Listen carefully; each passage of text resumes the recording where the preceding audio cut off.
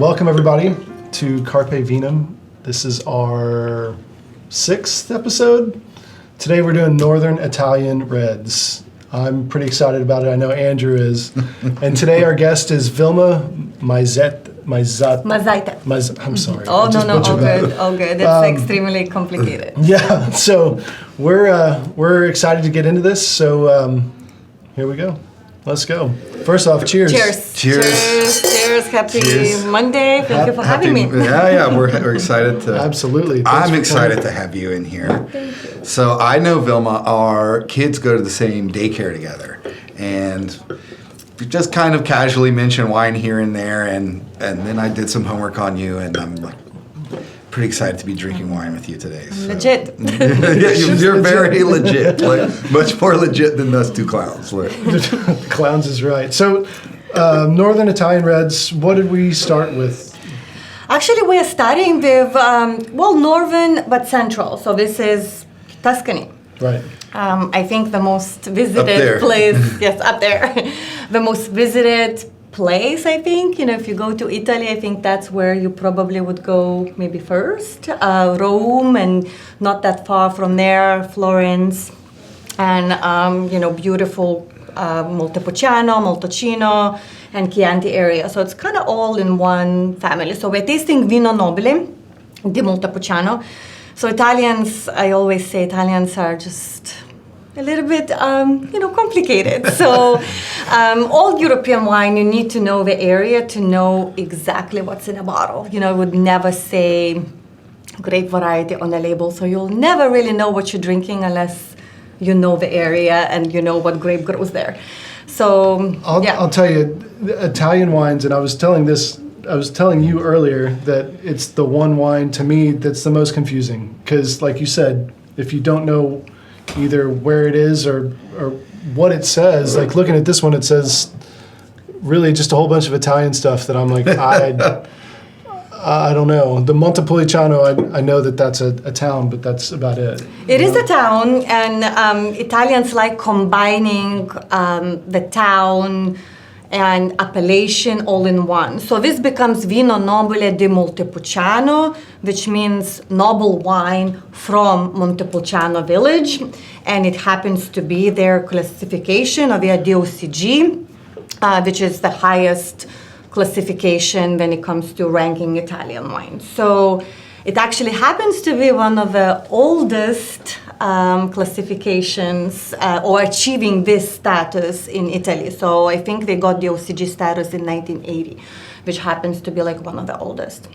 So it's noble wine from Montepulciano. I think historically it was considered noble wine, supplying all the princes and kings. Yeah, what I was reading is it's not describing the wine per se. It's describing who used to drink it, like popes and princes and. That's why, exactly. That's why, you have that Vino Nobile. Yeah. So, but what's inside is predominantly Sangiovese. So, in this particular case, by law, it has to have minimum 70% Sangiovese. Okay. So a lot of producers can. So again, it's knowing the producer. So it's Sure. knowing the appellation, then knowing the producer. So you kind of almost need to do a little bit of a research if you really, really want to know what's inside. Sure. A lot of times I say just enjoy, just drink it. You like it, then it means it's good for you. Absolutely. So this is 95% Sangiovese and then 5% Cabernet, which is allowed to be blended in Tuscany. So awesome. This is one thing I like about the Italian wine system is that it's a little confusing, but they stick by the rules. You really know that, I'm not really a rules person, but when it comes to wine, But you like complication. well, it's not that complicated once you start to know. Like in this region, you just know that these are Sangiovese grapes. We'll drink one later, Piedmont. It's just most of them are Nebbiolo grapes. So once you know the regions, and then you know the classification, if it's DOCG, DOC, IGT, all these things, it's really easy to kind of deduce what's going on there. From your lips to my brain, I guess. I'll take your word for it. But let's dive into this. Let's jump into it. So Sangiovese. So I think everyone knows or at least heard of Chianti, Chianti Classico, right? So this is a classic Sangiovese, and a lot of Chiantis are 100% Sangiovese. So Sangiovese, obviously, it has very classic characteristics. So, and especially Sangiovese coming from, from Tuscany. So they all gonna share similar characteristics. So you tell me, what do you smell? What do you think? What kind of fruit? Is it ripe? It's fully ripe. Okay. I'm getting raspberry, maybe. Yeah, I can see raspberry. There's also some What about cherry? cherries for sure. Sour cherry. Sour cherry, like some plum or something like that. Yeah. But I'm getting more like plum, but more dried plum. Not necessarily prune, but like not like this like very ripe, juicy plum. It's like semi-dry plum, sour cherries. I always get like fruit, like raspberry or strawberry, but almost like slightly dusty. Oh, earthy and fermented almost, like past ripe for me. Yeah, absolutely. It could be like a strawberry raspberry compote or dusty, so you get that like earthy component for sure. And the earthy I always describe, like for me, like I'm getting again that like dusty element, a little bit of a balsamic, like herbs de Provence. The balsamic, yeah. I'm getting that for sure. Yeah, so kind of like strawberries with balsamic vinegar. Delicious. Yeah. Put that on some ice cream and so all you need is ice That is a cream. win-win. So you get a little bit of that. So but there's always that like dried herbs that really come through as well. Yeah. A little bit of sage. For me, it's the dustiness, that earthiness is the overwhelming. This is going in my mouth now. Yeah, so for me, it's always like, again, sommelier profession sometimes think, oh my God, they're blind tasting and they can figure it out with this Sangiovese. But it's, it's a process. So, for me, like all these like little, I have like a few triggers that like take me to, to the grape. It's just, for me, it's always if I get that sour cherry, a little bit of a balsamic, dried herbs, it kind of, for me, it's like always classic Sangiovese. But sometimes it's not the case. Sometimes like you don't know, what is it? I mean, it smells Italian. Is it Nebbiolo? Is it Sangiovese? It's just Sangiovese on a palate for me that really like reveals itself a little bit even more. And the color also, like Yes, for me, for like sure. to have those smells, for me, I can associate a lot of those smells with some other wines. But when you see that this is a medium-bodied wine, I mean, you can see right through it. You can read the letters. Like It's almost like close right looks like a Pinot Noir, Almost Pinot-ish, so yeah. You can definitely see through. But as well, in like Pinot Noir tends to be a little bit like brighter. And more, like shades of red, right? Like Sangiovese has like shades of orange. Yes. Yeah. So you definitely brown, have that like yeah. orange rim. So, and this is 2013, so it definitely has age, but it's as well is a grape characteristic. So it's a thin skin grape variety. So, and then again, you're always going to get a little bit of that orange. That could be as well. Picture of the grapes. Yeah. Up there.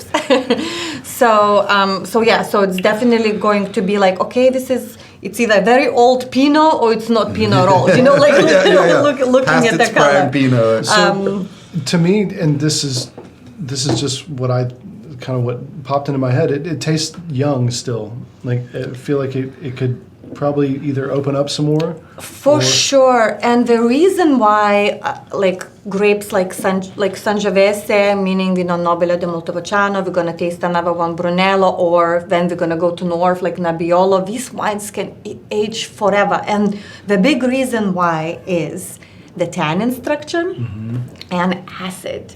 So both of these grapes have like I think at least medium plus, if not even high acidity, especially for reds, and then high tannin content. So all of those components help wine to age, and with age, that the tannins get softer, acidity gets integrated, so it becomes really silky, smooth, and super easy to enjoy. Then it's young, it could be rough. And these wines, I mean, they open up and they become magical with food. Sure. They're not Yeah. necessarily like the best sometimes to drink on its own. Oh, Sure. So last year I was fortunate enough to take a trip to Tuscany, and the eating and the wines and the food, the pairings there is just. It's one of those. It's just amazing. It's one of those bucket list trips, right? It was my 40th birthday, so we rent a villa. We'll put a pic. I gotta show you a picture of this villa. Yeah. It's up in the hills above Lucca. Yeah. And it's like a 17th century villa that's my huge. gosh. Had the whole family there, and we spent about 4 or 5 days like just eating and drinking, and really that's all we did. And it was amazing. It's something everybody's got to I'll do. never ever forget that. It's a lifestyle, you know. It is a lifestyle. It is It's a like- lifestyle, and then, again, then maybe like the moments like COVID, it just maybe it's important to kind of maybe not rush through life, and Yeah. and have a moment that you like Absolutely. sit down, enjoy wine, enjoy Company, people, yeah. company, and I think in Europe, and not everywhere, of course, in Europe, but in just the countries like Italy or France or Spain, there's this enjoyment of life through food and wine and people that they do it, every day. They don't need COVID, to do that. Yeah. I feel like for us, like especially like for us, like in United States in general, I think we rush through life so much. We're always Absolutely. busy. So I think, thank God to, go to good wine and good food that like helps us to slow down. And it comes out in the And winemaking. COVID, I guess. mean, it comes out in the winemaking. I think you see that in Italy. As a lot of it's done by hand, and a lot of it's done by families who've been doing it forever, and a lot of thought. And they're not rushed into it, and they take the time to enjoy it when they do it. I met a lot of Italian winemakers when I was there, and all of them love what they do. I met a lot of other winemakers. It's like, well, this is just my job, and and Right. like, they drink beer, and like whatever. This is but what they really like. Yeah. And From every one of them generation to tells you like, generation. oh, this wine with this food, Yeah. cantaloupe and meat, Yeah. Well, I mean, so this comes from Montepulciano, which is in the area where the white cow is of course it's going to escape me. Anyway, it's where the famous steak Florentine comes from, the big... Yes. I mean, it's escaping then, yes. So Do you know what I'm talking yes, about? I know exactly what you're talking about. So that's the area, as well it's an area of the wild pig, the cingale. Yes. So that, when you have like wild boar, the ragu. oh my gosh. It's like I would And with that the ragu. with this- I would kill it right now. Yes, the bolognese that Oh they my make with gosh. that wild So boar ragu is yeah. amazing. These wines kind of just beg for hearty, meaty stuff, just... No, for sure. So, or, hearty, meaty, or, again, or just simple, pasta with red sauce would do it, or even, a little bit richer pizza would do it, especially if you kind of decant it and, let it breathe, so it doesn't become this, becomes a little bit smoother. So I think, can easily be your, like everyday Tuesday night wine. Tuesday night Yeah. wine. I see why not. Yeah, see, for me, it's like there's a Tuesday night wine, there's a Friday night wine, and then there's a Saturday night wine. A special occasion, Yeah, anniversary kind of wine. Yeah. This is great. Yeah, I think it's super, super elegant. So, it's What, not to yeah. interrupt, when did you open these? 45 minutes ago, Okay. an hour ago. So yeah, so if you, and again, the reason behind decanting, and I think any type of, red wine, even if it's like young, it would benefit from decanting just because it would, open up. But decanting, something like this, which with a little bit of age, it definitely helps, to kind of, because I always say, like, wine needs to stretch, it's been in a bottle for a while. So I worked in a restaurant in New York. We actually it was a very old school wine service. We opened every bottle of wine, and most of them we decanted, but a lot of them we actually would pour it in a glass. It's a very actually classic Italian way. They would pour it a little bit in a glass and then coat the glass before service. So the glass would be primed with the wine. And we did it for $40 bottle of wine or $150 bottle, for every wine. What restaurant was that? It was Babo in New York. Oh, nice. Yeah, so it was I've heard of it. it's a little in a Greenwich Village, a little spot. No big deal. So it was, it was special because I think, wine is, special, even if it's $40, $20. When you've been in a country or if you, been around, winemakers, how much, love and effort goes into the bottle. And of course, there's mass-produced, wines that maybe not necessarily have the same, the same approach. But I think that's with any product. Sure. Salsa. Yes. So any type of product. What an amazing segue there. So just to let y'all know, Vilma actually has a salsa company, and it's called Friends and Family Healthy Salsa. These are two of her lovely offerings, and we'll put the rest up behind us. Tell us a little bit about this while we're finishing our... Yeah, so I know, crazy, right? sommelier turned into salsa maker. Well, my husband is from Mexico. I'm actually representing Mexico. Nice. Hi, Juan Carlos. And where are you from? I am originally from Lithuania. Wow. So actually we met through wine. So we both sommeliers. So Juan Carlos was sommelier in Mexico, and I was a sommelier or still am, I guess, a sommelier in the United States. But we met in Aspen taking wine exam. So we took level. Awesome. Really? Yeah. So I lived cool. So I lived in Aspen, and he was coming, to visit to take an exam, and we met. Actually, we're taking level 3. I passed. He didn't. She had to say it. I had to say it. Sorry. So we met. Here, And let's taste it. Yeah. I mean, come on. Cheers, Daddy. In my homework, I also saw you were in a ski school or a ski shop or something like that?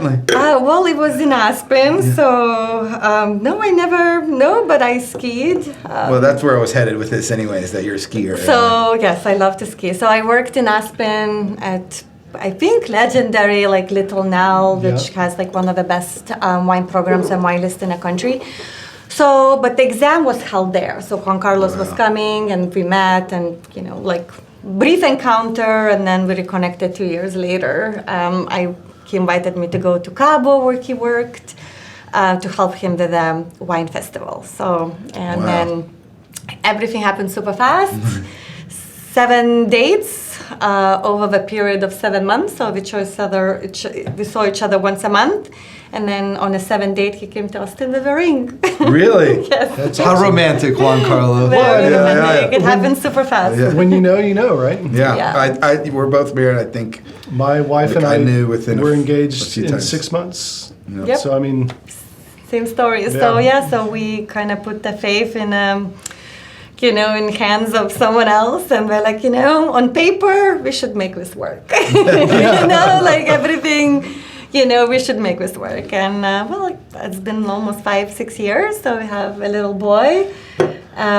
Who's growing up quick, by the way. Who's growing up super fast. And then, and then we just recently, literally during this crazy, time in our lives, wine business was affected, and we are we always wanted to combine our culture somehow together, and we wanted to open a restaurant that we can, because that's what we know. And then good that we didn't do it, I guess. Restaurants are really, going through a hard time right now. So we decided to kind of do salsa. Juan Carlos always makes salsa. I am Lithuanian, so our food is super bland. Yeah, I was going to say the opposite of spicy. Opposite of spicy. We put sour cream on everything. Yeah, sure. I never knew of salsa concept ever in my life, but I love flavors. I love to eat. So for me, Juan Carlos would make salsa, and we always had it in the fridge, and I could not imagine my life without it. I added a little bit of Lithuania in it, hemp seeds. So hemp seeds are a big part of Lithuanian culture. Really? Yes, we I did have. not know that. Oh yeah, so we have hemp. Works seed. well in Austin. Yeah, so exactly. So They're we have easy to find. we have hemp seed salt that we would sprinkle on everything. And to be honest, growing up, I never realized it's hemp seeds or. And even right now, I had to translate. I was like, oh my God, I grew up on hemp seeds. Yeah. Because I didn't even know how it is in English. I mean, there's a specific flavor of hemp seed that you... Actually, like the flavor is very, it's more of a texture rather than a flavor. It has a little bit of that nuttiness, but it's texturally fun. So in a salsa, it just really, obviously it adds, benefits of, Sure. omega-3, omega-6. But you need to eat a lot of hemp seeds to get all the benefits. But we love what it does to the texture of the salsa. I think it looks pretty, and obviously it improves texturally. I just want to open. Yeah, I do too. It is, it is delicious, and I think it's a great way that it combines both of our cultures, and we are excited. It's been 2.5 months. We sold almost 1,000 jars of salsa, which is kind of crazy. Good for you. Good for That's you. awesome. Good for you. So who knew? I mean, I had no idea that salsa people. Knowing how much like it you that two much. are into food and wine, I can't imagine that you're putting out something that's not amazing. So Yeah, it's definitely we have kind of took a little bit of a sommelier palate approach, so they Sure. don't have peaks, so they're not super spicy or mild. Right. We didn't even kind of categorize them that way. They're just gonna be balanced. We have enough of acidity. you can lay it down for a while. Yeah, you can age it. Let's age it. So yeah, and then we wanted them to be, of course, pairable with wine. So they are amazing to cook with, and they definitely have a lot of applications with wine pairings. Maybe the smoky morita. I use the smoky morita actually in a lot of pasta preparations. By the so way. actually with ground beef, smoky morita, and this wine, I see why not. The morita pepper is one of my favorite peppers. Never heard of it until I just read it on the back of You there. got to go find it at Is it close Fiesta. to Chipotle or? It is. It is. Obviously, my husband can tell more about it, but yes, it is. Yes, exactly. It's like a smoked, smoked chipotle, kind of similar. Well, so it's a different pepper. The chipotle is just a smoked jalapeno. Yes. A morita is an actual different pepper, but it's smoked as well. So it's got this just amazing flavor. I'm telling you, it's my favorite pepper. Yes, and it's very Mexico City. My husband is from Mexico City, and you Right. don't see morita salsa that often. And this is a good version. There are a lot of versions, so there's not a classic morita salsa. Yeah. So this is, I love it so much because it has tomatillo, so it has that great acidity. So it's a perfect balance within morita, tomatoes, and Yeah. tomatillo. It's amazing. So again, I could totally see that. Instead of bolognese sauce, using this, Oh. and then because it's not so spicy, and you can add a little bit more tomatoes, so you can balance a little bit better the wine. But I think you will have a new invention. It's Well, gonna so be amazing. moritas, I like to put 1 or 2 in my braises because it adds this roundness and this flavor that people are like, what is that? I know there's something in there that I can't put my finger on, and that's when I'm like, Yeah, and as well, we like using it. Juan Carlos loves barbecue, so we love getting barbecue and this morita, and with classic barbecue is amazing because barbecue normally tends to have a little bit of sweetness. Yeah. So this is a perfect counterbalance because it adds that acidity and smokiness. Basically, she just laid out a whole lunch for us. I know, yeah. And speaking So my basically, you language, have to buy it. So where can we find these? So right now we just sell it online. Here we go. And then a few stores, just a small B grocery on East 6th that picked us up. There's one store in Fredericksburg, actually. Waterville just picked us up. Oh, really? Yes. I love that place. Yes, it's Yeah. pretty special. So we're going to sell our salsas there. So just, but right now it's easy online. We offer free delivery. Awesome. So yeah. Cool. Well, Well. pick it up if you can. Should we move it along? Moving along. So This is the Brunello, which is my favorite representation of Sangiovese. This one's 100% Sangiovese. What I think's interesting about Brunello's is they have their own clone.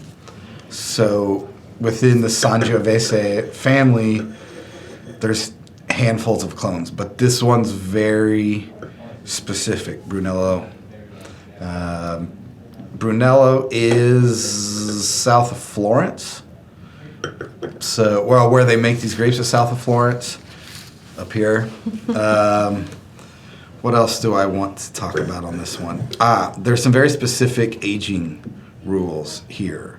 So, 4 years minimum. 5. Five? Here, you can do this. Let it rip. She knows all. No, of it's 5 years, and Does that mean age in the barrel or in the bottle no, before they release it? total 5 years, and then two years in barrel.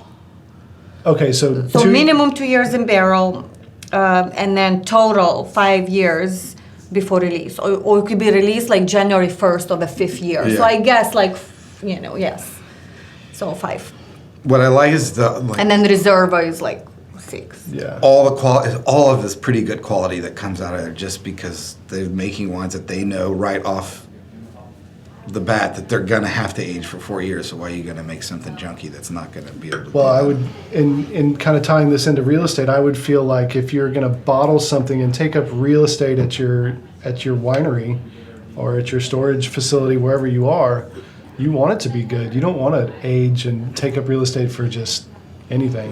Yeah, talking about investments here. So if you start a winery, so you don't see a return at all for 5 years, minimum.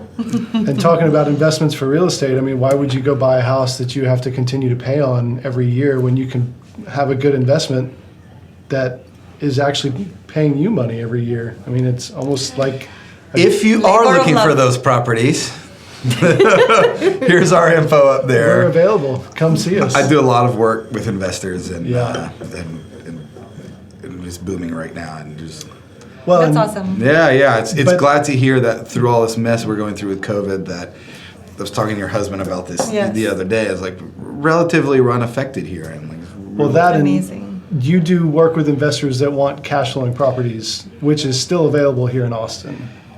yeah, it's hard to do. It's hard to do 20% down, but it's still doable. It's still doable.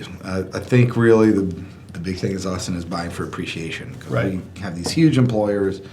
Tesla is the biggest thing in the They're news last coming. week. They're coming. That's 5,000 good paying jobs that are coming. Good paying jobs. Yeah. Personally, my phone blew up the second they made that announcement. Like, where can we buy rental houses near Tesla? And so we're And so Wow. you're, slammed to figure that out right you're now. seeing Wow. appreciation in certain parts of Austin, 8 to 10%, and not certain parts of Austin. That's almost the majority of Austin, Yeah. 8 to 10% per year. So it's a great market. It's amazing. But back to the wine. Back to the Back wine. to This wine. is important. What, More Brunello? important. Yeah.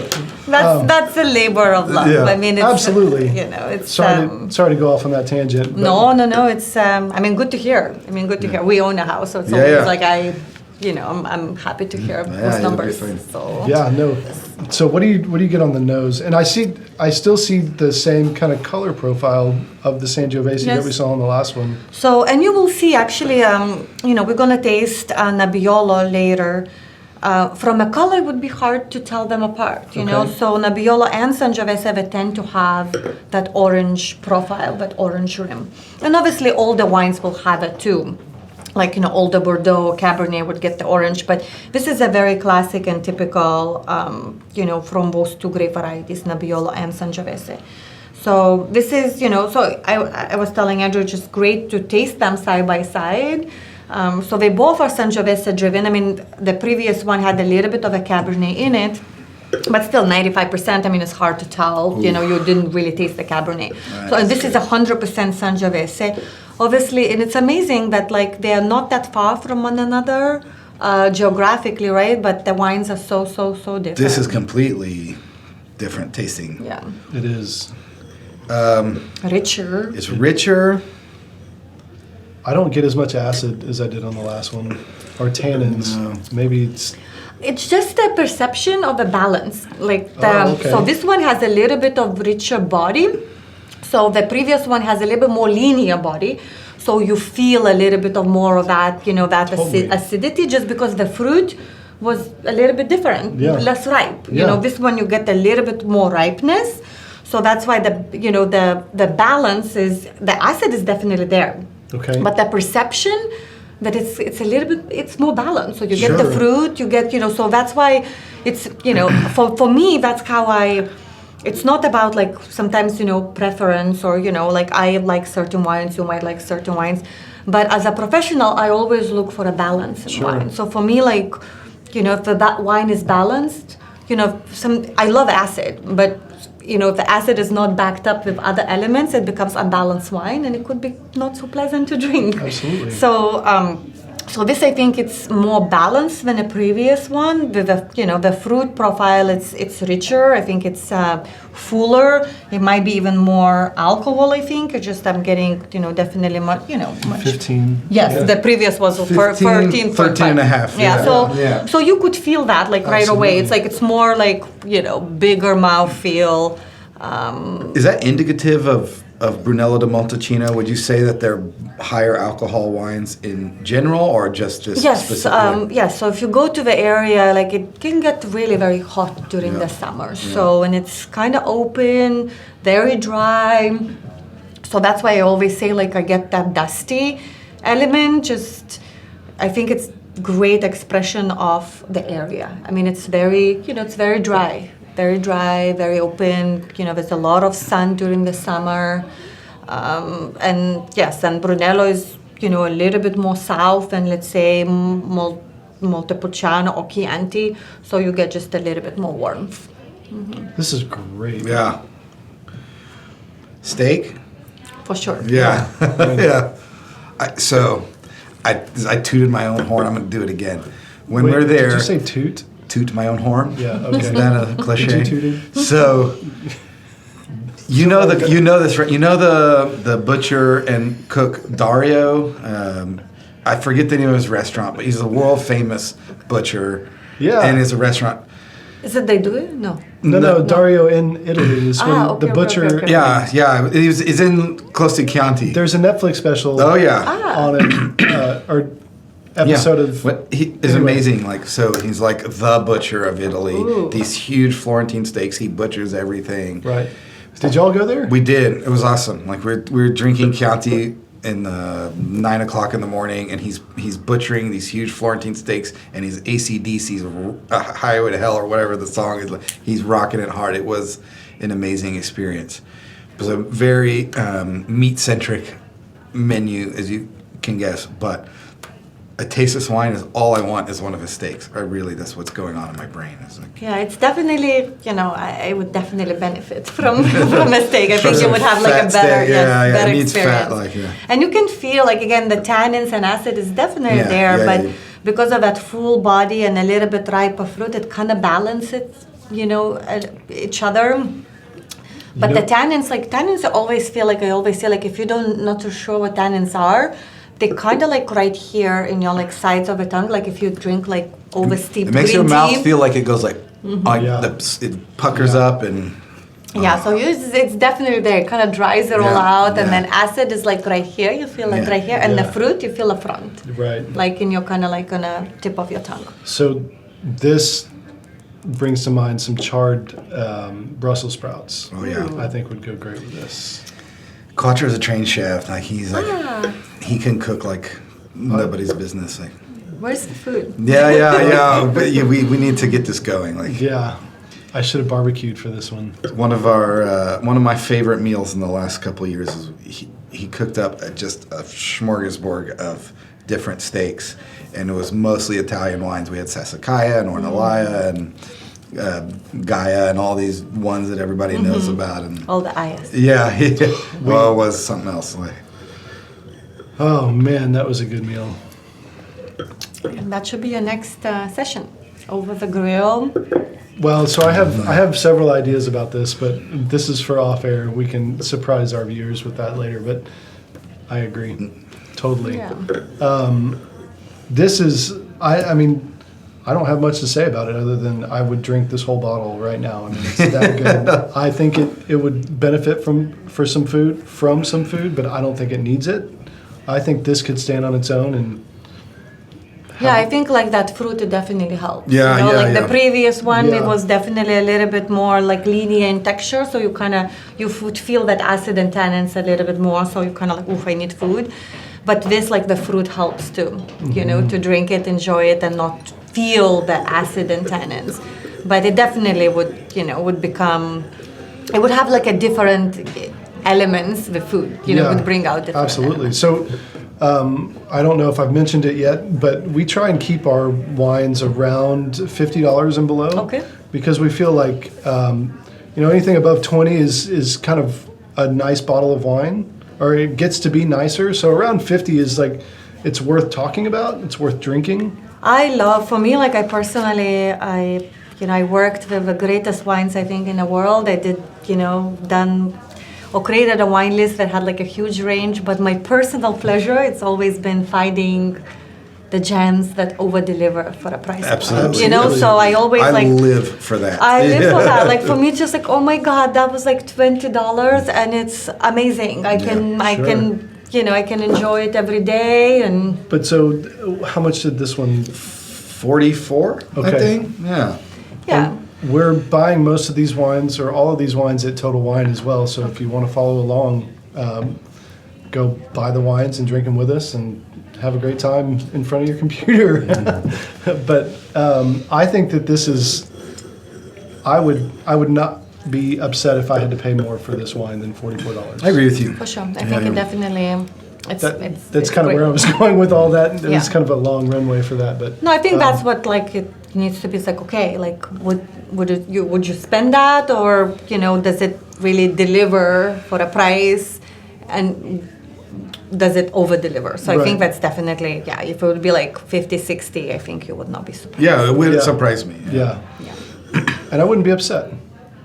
Now the last one, if it was 50 or 60, I'd be like, I don't think I'll get that again, but 30, maybe 35, I'd be okay with 36 is what I think it was. Like, it's fine. that. Yeah. They're night and day, though. I mean, the first one I could just drink, like just fine, whatever. This one was like, it's more thought provoking. It's you more. You want to think about it. You want to focus on it. Yeah, I want to drink it slowly. I'm not good at drinking slowly, but you've seen it on as other we can episodes. tell. Yeah, We can tell. Like many other episodes, I've referred to the whole of my glass, and It's there still. I'm holding true so far. So, Well, where are we, not that I want to leave this wine, but where are we going next? where are we going next? So, we're going to Piedmont. And I know you're excited about, as am I. I'm super excited about Piedmont. So Piedmont is in the northwestern part of Italy. I think the most recognizable city in Piedmont, Torino. Yes, that's the capital. Mm-hmm. We got to spend a few days there. Amazing city. So we're 2 bottles in, I want to see.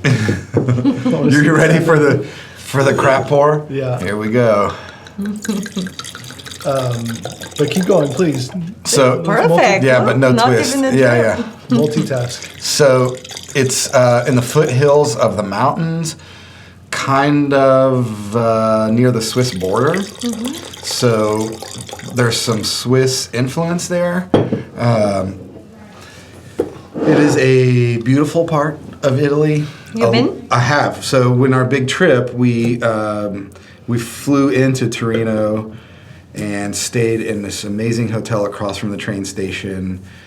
Side note is the vermouth in Torino. I think it's the birthplace of vermouth. Yep, amazing. It's also the birthplace of Fiat, which is really cool. It's also the it's the home of Juventus. Yeah. So And Nutella. And Nutella. So Very important. So I'll put a picture. I sent it to you when we were there, but I was up on a hill, this really cool church up above, and you could see the stadium down. Yeah. And I think it was right when what's his name had been traded to Juventus and Ronaldo. Yeah, Cristiano. Yeah. And they just won their 9th consecutive Scappetta, I think it's called. Don't quote me, but they just won the Italian championship again for the 9th time. It's unprecedented. Ronaldo played a huge part in it, blah, blah, blah. But Juventus is awesome. Barolo's awesome. Torino's apparently gorgeous. Torino's an amazing city. It's one of my favorite places in Italy. Yeah. I've been several times. I love it so much. And, they call, Barolo, what's in a glass, we call the king of Italian wines. So it's, I think it's definitely one of the most amazing wines with so much aging potential. Oh, yeah. So it's actually one of the so Piedmont actually is a vast area, and it makes a lot of wines, or a lot of wines come from Piedmont. So Nebbiolo, of course, is is the most renowned grape variety, but there's so many other that I would love to mention just because I love Piedmont. There's so many like Barbera and Dolcetto and Grignolino and Ruquet and yes, and Vermentine. I mean the vermouths, and there's actually even Riesling that comes from Piedmont. So there's so many, and sparkling wine. Like I love Piedmont. What was the white wine that we kept having there? It starts with a Gavi, and there was one other one that starts with an A, I want to say. Arnés. Arnés. Mm-hmm. The Arnés Arnés out of there was like, yes. Never heard of this grape. Yes, it's amazing. It's amazing. So there's so many great, white wines that come from a region, and of course, amazing reds. I mean, I love Barolo, but I feel like Barolo sometimes, can be pricey depending on a producer, and it needs to have age for me to really fully enjoy Nebbiolo. And there's a lot of, I don't want to go deep, but there's a lot of producers that are like traditional, we say, and a little bit more like modern in style. So modern producers tend to produce Nebbiolo or Barolo that tends to be a little bit more approachable, younger. They use new oak, and they macerate the grapes not so long, so they don't extract that much tannins. So they're like modern techniques that make wine a little bit more approachable. But if you follow like traditional producers, the wines need at least 10 years of of aging to really be approachable and start opening up. Yeah, and recent vintages. It's a 15. So this is a current release, though. So yes, it's a current the same release. thing. And like, there's rules. I'm sure you know what they are. Yeah. So for regular Barolo, it has to be like, it's a little bit less requirement for oak. It's like 1.5 years. Like Brunello has a little bit like stricter oak aging requirement. So this is 1.5 years. And then it's a little bit again less than Brunello. So for regular Barolo, not Reserva, it's 38 months. So 3 years and a few months. And then for Reserva, it's like 5 something, like 5.2. So 5 years and 2 months. So, but aging, it doesn't really, I mean, a lot of producers, they go beyond that. That's just the minimum requirement. So if you know the producer, a lot of them, like, they surpass I love that minimum. about Italian winemakers, is that, like, yes, there's these minimums, but they're just there for a threshold of, like, minimum quality. It's not ready. And and they don't care. They're already doing that. They decide when it's ready to release. Right. So I mean, Barolo is, stunning, and and a lot of people as well, like, I just want to mention about the vintages as well. A lot of people tend to, it's like, oh, this is not a good vintage. I always say follow the producer. Like, good producer gonna make good wine even in a bad vintage. It might be stylistically maybe different, what you're used to. Like, if you like something, like very like ripe and big, of course you want wines from a little bit maybe warmer vintage. Sure. Some vintages that are a bit cooler, they're just gonna produce wine that it's maybe a little bit more linear or a little bit more elegant. So, but I think good producer will always gonna make the best wine that the vintage can give them. So they're gonna strive in, producing.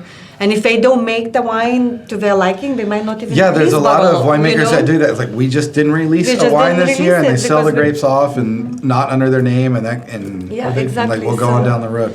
I feel like in U.S. you really see anybody do that often. That I feel like they might make a different label that year, but they're still going to make the wine and go for the money, and they're like. It all depends, of course, there's exception to everything. But yes, I mean, it's, you still, need to make, it's still business in the end of the day. But I think in wine and restaurants, then you really look at all the margins. It has to be 90% love, and the rest, business. What is the cliche? Is like the way to make $1 million in wine is spend $2 million. Exactly. I mean, there's so much. How to make a small fortune, you have to start with a large one. It's so much truth to that, just because it's just the hours that it required to work in a restaurant or to make bottle of wine, like. truly authentic and, all of that. It's just, you need to have passion. Otherwise, you do it for 5 years and you get burned out and you'll never want to do it again. Yeah. So to do it for from generation to generation, it has to be love. I don't know what that's like. Well, this is super elegant on the nose. Yeah. This wine. So by the look, it's very similar to Sangiovese, right? You can see it through. Definitely has that orange rim. So on a nose, if you would be side by side, what would be the difference? What do you smell here? For me, this is not the right word. This is my Neanderthal brain. That's fine. It's sweeter smelling to me. I was going to say more floral. So the fruit, there's more fruit in the nose. So I would want to point on a floral element. So for me, Nebbiolo always. So Sangiovese. It's a little bit, especially when you have a reference point and you can compare. Sangiovese, for me, it's a little bit muted when it comes to giving what's in a glass. It's kind of like the fruit, but it's dusty. It's kind of muted on the nose. Nebbiolo jumps out of a glass, especially with floral elements. I get a lot of rose petals. That's exactly what So for me, that's definitely Nebbiolo. And this right away you smell it. Yeah. Fennel. Yes. Fennel. I love fennel so much. I love fennel. So this is definitely licorice fennel. Yeah. There's definitely way more perfume and there's definitely more from a smell standpoint than Sangiovese. Yes. Sangiovese is just muted, just dusty fruit. I definitely get cherries too, but here's just a little bit brighter cherry, maybe even combination of red and dark cherry. Again, that fennel, orange rind. Orange rind, roses, a little bit of tar. The best pizza I've ever had was truffle and fennel and white cheese. And it was in Monteforte d'Alba, where this wine's from. That would go really well. This was that's what it's all.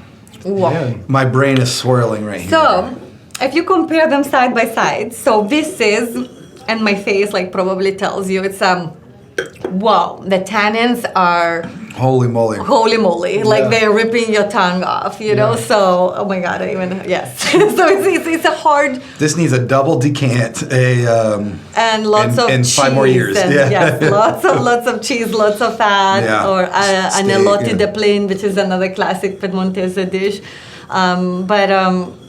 But yeah, so the tannins are higher than Sangiovese for sure. The acid is higher than Sangiovese. So these are the things that would set them apart, I think. The front of my teeth are yes, for sure. The over it needs a Barolo waterfall, which is something to infuse a bunch of air into it. But nevertheless, the wine is absolutely delicious. It's full. It's crazy, right? Because you're okay, it's see-through. It's very How does it look like this and taste like this? Is exactly. What I think. So it's very much so. You think it's Pinot. Yeah. This is so full-bodied. Yeah. But again, full body doesn't need to be. I always say, people then think full body is Cabernet, Malbec. It doesn't need to be that fruit and luscious to be full body. This is full body. No doubt, right? It's just it touches every nerve on a palate. I feel it definitely wakes you up. So here is one way to wake up instead of coffee, right? Yeah, I'll tell you, this is begging. Now, when you say steak is almost kind of become a cliche now, what to pair this with, I would almost go for this wine, this particular wine with the super tannic structure, with a pork belly or some pork ribs, something with a lot of fat, inherent fat, and not pieces of fat on a slice of steak, something that needs that. So again, this acidity and tannins would help to cut through the richness. Absolutely. So the classic Piedmontese dish, so you have your ravioli in brodo, so kind of that rich, very savory broth. And then an elote de plain, which is another they are actually served in a kind of a soup form. So they're really very rich and hearty, not necessarily fatty, just very flavorful, hearty dish. So I think this acid and these tannins just help cut through that. I would, if it was me and I was buying this, I would buy multiple bottles. This And really, we shouldn't be drinking this right now. We really, it needs another 5 years. It does, but I mean, it shows very well what it's going to be in the future. Like I have high hopes for it. Oh, for sure. And I think, things that I read a little bit about it. I haven't had this producer before, but again, small family, business. He actually used, I think, to sell grapes, and then one day decided that he's can do this. Yeah. I can do this myself. I think it's super quality. The family as a whole only puts out 45,000 bottles a year, and they do some other stuff, Dolcetto and a few other grapes. So, but this I think is delicious. So Barolo expands over 7 communes or 7 villages. The most important are 5. So you have your Barolo, La Mora, Serralunga. Have you been there? Yes. It Many is, times. for me, one of the most aesthetically pleasing places I've ever laid my eyes on. I mean, it's just... I made the conclusion that wine just doesn't grow in shitty places. I mean, wine just kind of grows in the most stunning... Even if you go to Texas wine country in Fredericksburg, it's not shabby. It's just beautiful. I did a harvest 3 days ago out there, and it was so beautiful out there. So I think wine doesn't grow in bad places. It's just it's magical. I've never made that connection, but now that you voice it, I'm like, well, of course, that makes total sense. Yeah. I'm trying to think of the most ugly place I've ever seen wine grown right now. I can't really. No, it doesn't exist. I mean, honestly, there's magic around wine. I don't know. It's just somehow, even if it's a desert, somehow it's magical. Yeah. Because it's just, the minute you go to the vineyard, I feel like the world slows down. It gets quiet. I don't know. It's special. Focus on Mother Nature. When you drink wine, you have a good time. You're generally having a good time. And you slow down. And you slow down. I do. You slow down. So it's just the inherent fun potential, if you will, of wine and the places that make wine. I don't know. This is delicious. It is really good. Yeah. So Monforte, I wanted to say so this one it says sometimes different styles, but Barolo, when it comes from Barolo village or La Mora, tends to be a little bit maybe more elegant, softer. Monforte wines make really rich and full style of Nebbiolo or Barolo. And what's interesting is all those places are really close to each super, other. super, I mean, super you literally, close. it's like a 10 or 15 minute drive to the next village. You go downhill and back up and you're in the next village. And and terroirs are different. Yeah. Just the soil, Yeah. there's more clay in one, or there's more sand in another, and that gives different characteristics to the wine. Sand tends to have a little bit more expression in a glass, a little bit more floral, brings out more of that. Yeah. Clay gives a little bit more structure. So knowing all of that, you kind of determine the characteristics of the wine. Awesome. So for the last bottle that we have, it's a special bottle. He hasn't even shown me. I don't know what it is. So it's on the cheat sheet. I don't know if you read it, but No. let's not read it. Not supposed to I didn't even pay I'm not attention going to tell you what this is. Let's do the tasting first, and then we'll talk about it a little bit. This is one of my favorite regions in Italy. There we go. There's a bad pour. Par for the course. It started. This is what happens. It started. I kept it on the paper. On the bag. Yeah. Well, from not even putting over the paper, you can see completely different color profile. So Purple. Actually, I guess we don't need to. Here, I'm gonna. Purple. yeah. Let the audience see what it is, and we'll hide it. There you go. I saw it. Yeah, you saw it. That's fine. So I'm not gonna lie. I've never heard of this grape. It is fairly typical of the region. What I love about the region is there's so many less rules in that region, and so there's all these nouveau winemakers doing all these weird things and with crazy varietals and all this stuff. But let's taste it first. Let's get through it. So then I can definitely tell you. again purple. Yeah, very you can purple. barely see through There's a it. lot of almost it coats the glass, right? You can Oh, Yeah. was it chocolate or something like that? Yes, completely different Wow, that's great. flavor profile. So what do you smell? Pepper, green For sure, green pepper. pepper, For like sure, some for sure, for sure. pyrazines going on there. Like, Yes, I'm getting pepper. There's obviously completely different fruit profile than from the previous ones, right? Like, I mean, the wine has, this is ripe. yeah, yeah. You know, like Yeah. this is what ripe is called. So lots of dark fruits for me, like Blackberry. blackberry, Yeah. like black plum. Again, the spicy. There's lots of spicy elements here, like the pepper. Here's like instead of It's dried just- herbs, it's fresh herbs, almost like minty. Yes, I get the mint. So I'm getting Tea, like black tea. I'm getting hung up on, and I God, know I it's, never use tea. Like, that's a good one. Like, I'm getting hung up on the fact that I've smelled grapes, and I know it's grape juice, but I smell like a red grape. Yeah, for sure, like almost like a Concord kind of. Welch's. Yeah. Yeah, I mean, it smells delicious. It almost like smells like a grape candy. Kind of, Yes. like Jolly Rancher. a Jolly Rancher. Yes, exactly. But it smells like what I feel like velvet feels like. Does that make sense?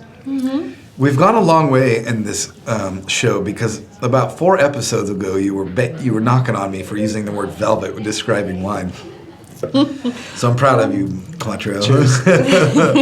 Well, I'm going to do that. Cheers. So definitely much more.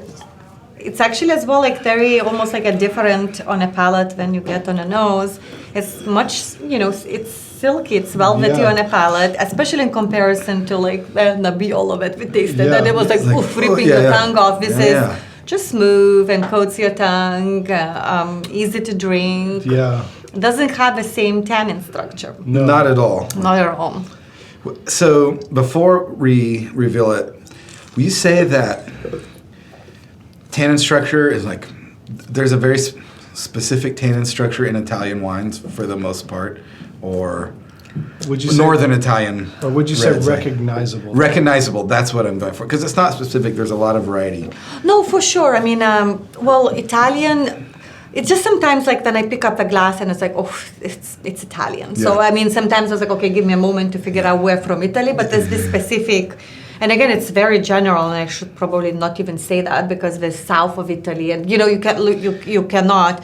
But definitely northern Italy, just, when you look, I mean, yes, like Piedmont is, is colder, northern part. So the wine's going to have that, structure and those tannins and acidity. And Italian wines in general have that backbone. I mean, it's not going to have that ripe fruit of California and, sure. a New World. It's always going to be like drier with higher acidity, higher tannins that really show up and open up the food, but that's, their culture. Even in France and everywhere we enjoy wine with food. So the wine's always going to be a little bit more tamed back when it comes to fruit profile. Right. If you want, especially if you compare it to the New World. But yes, I mean, you could say that Italian wines, but again, it all depends on a grape variety, like even from Piedmont Barbera, for me, it's so smooth and round, and it's my everyday wine. It doesn't have tannins at all. I mean, not at all, but it's very soft. Yeah. So it just, it's all about, grape variety and a lot of times how the wine is handled. So it's, it's hard to put general thing because Italy... And now, especially in the wine world, I mean, there's all these... I'm not going to say anti-traditionalists, but there's all these nouveau winemakers that are New generation who pushing are boundaries. pushing the boundaries, which I think is a good thing for wine. I think, like up until the last decade or so, like, it's been fairly rural tradition. And we cannot ignore the climate change. Certainly. It's huge. It's huge. The influence that it's been having on European wines in general because of, this warmth. We saw lots of grapes being pulled up and planting with different varietals just because it's like, well, they know that climate change is coming, and maybe Dolcetto's a wrong example, but it tends to be a little bit more elegant of a grape, and they couldn't grow those as well as they could have, and now they're switching to Nebbiolo grapes or something. That's maybe not the right thing, but we were seeing that a lot of some replantings and stuff as anticipation of knowing that. So at the end of the day, something that's really profound that I heard, and it's always stuck with me, winemakers and producers are farmers first. Like the good ones are. You're literally planting something in the ground and getting it to grow the way you want it to. You're a farmer. So to ignore climate change or anything like that is silly. Yeah. I mean, so yes, getting back to everything, I don't know where I was going with that. It's important what's going on in wine. Absolutely. Okay, I'm going to make the grand reveal. So this is it Lagrange? Lagrange. So I don't know anything about this varietal other than I looked it up on DeLong's chart, and it literally sits right next to Cabernet Sauvignon. It's slightly more acidic as a varietal as Cab, but base up and down, it's nothing. Well, I'll put it up there on the chart. It's a really good way to learn varietals. Yeah. So and it's beautiful area. I love this area so much. Actually, my sister lives in Switzerland, or used to live in Switzerland. So I remember going to see her. We rented a car and we drove and we visited Alta Adige. Did you really? Yes, it was amazing. It's awesome. It's pretty high up, right? It's high way up, in and the it's mountains. literally it's like this narrow valley, and from both sides you have these amazing mountain ranges. From one big side, yes, but it's you just look like you're in a shadow of these giant mountains, and it's magical. They grow lots of apple trees and these huge apple orchards, and wine doesn't grow in shitty places. It's a fact, but this region is beautiful. It's beautiful. And the grapes there, from what I've read, at least are more. Or they're closer to the valley floor there, right? It gets more sun there, and since it's in the mountains. Yes, exactly. So the mountains cover one side, so you kind of need it's amazing. At one, when the sun goes down, it's it gets this half of the valley just gets dark. It's pretty crazy. So obviously they are planted on the other side, so we can get most of the sunshine. And it's beautiful. There's a lot of Teroldego is another grape, Lagrange, and that's why you have two names on appellation, Südtirol and Alto Adige. So it's a mix of German and Italian. So there's Alto Adige, and then Trentino is actually southern part, and a lot of times it was called Trentino Alto Adige, the whole area together. So Alto Adige was that was a combination of German and Italian. So a lot of even streets or a lot of restaurants is such a Germanic influence. The food, so there's a lot of that. Even when I was reading on and the grape varietals that are known in the area, it was there's Blaufränkisch, for example, in the area. It's that's a German varietal, and Schiava, I think. Schiava is I love Schiava. Yeah. It's I always call it Italian, Beaujolais-ish. It's very it's light. It's very spicy. It's much lighter than Lagrange. Have a little bit of kind of that peppery, elements, and it's amazing. Slightly chilled. I always chill it in a fridge. So what would you serve this with? What do you think? Cheese. Cheese. Yeah. Mm-hmm. Hot dog. Really? Really? Yeah, why not? I can see that. Golly. Now we need a hot dog with some pairing relish? episode. With some relish? Yeah. Yeah. Yeah. Yeah. That could be good.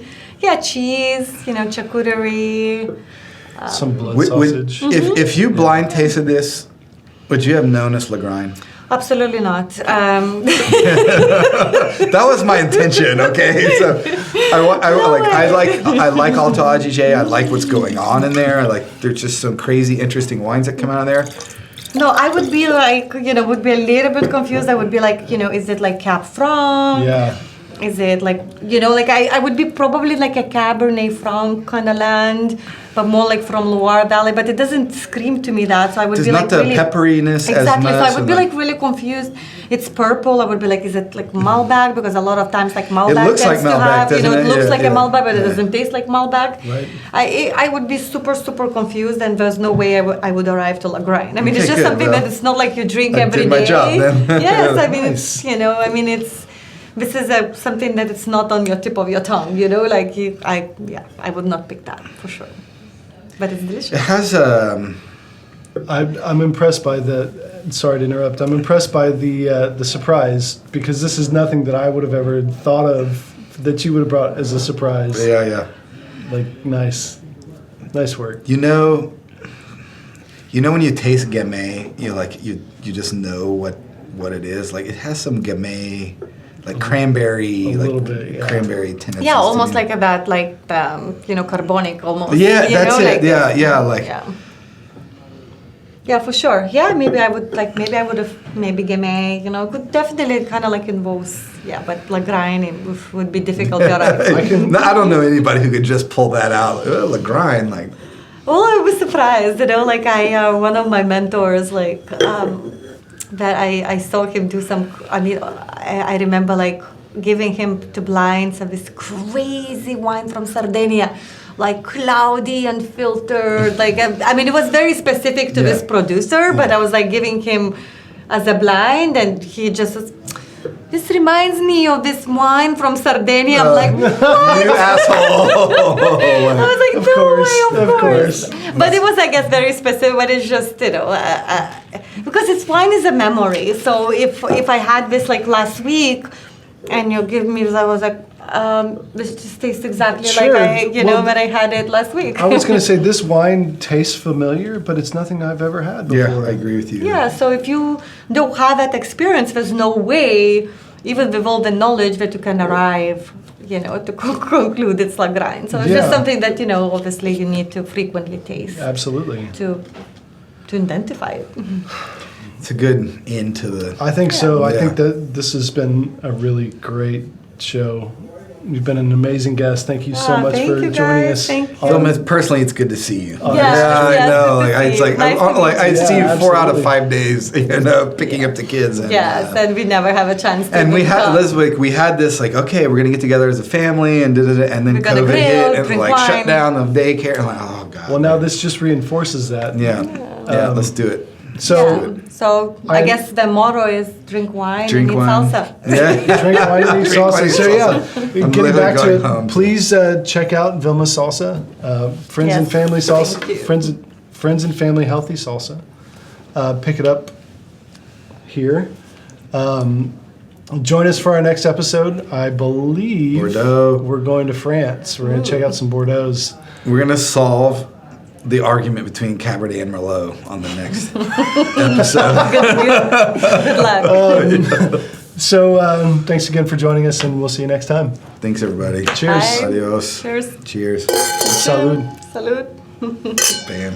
Boom. Thank you.